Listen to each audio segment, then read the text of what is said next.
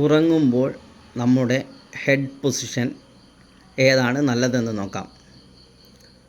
തലയുടെ പൊസിഷൻ ഏതാണ് നല്ലതെന്ന് നോക്കാം.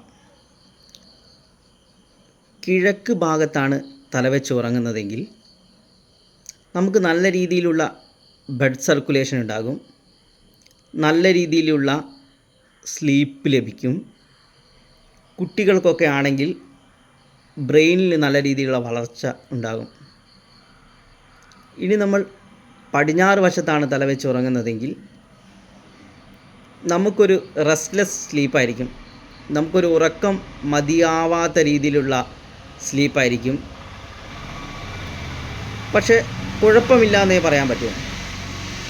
പക്ഷേ നമ്മൾ തെക്ക് ഭാഗത്ത് സൗത്ത് ആണെങ്കിൽ അതൊരു നല്ല ഒരു പൊസിഷനാണ്, നല്ല ഗുഡ് ഹെൽത്താണ്. പക്ഷേ ഒരു സൗണ്ട് സ്ലീപ്പായിരിക്കും, പക്ഷേ ഒരു ഹെവി സ്ലീപ്പ് കിട്ടും, പക്ഷേ ഒരു സൗണ്ട് സ്ലീപ്പായിരിക്കും. ഇനി നമ്മൾ നോർത്തിലാണെങ്കിൽ, വടക്ക് വശമാണെങ്കിൽ തീരെ അവോയ്ഡ് ചെയ്യുന്നതാണ് നല്ലത്. കാരണം നമുക്ക് അതിൽ ഹെൽത്ത് ഇഷ്യൂ ഉണ്ടാവും, അതാണ് പ്രധാന കാരണം. ഇനി ഏറ്റവും നല്ല പൊസിഷൻ എന്ന് പറഞ്ഞു കഴിഞ്ഞാൽ കിഴക്ക് ഭാഗത്താണ്, രണ്ടാമത് തെക്ക് ഭാഗത്താണ്. ഇനി നമ്മൾ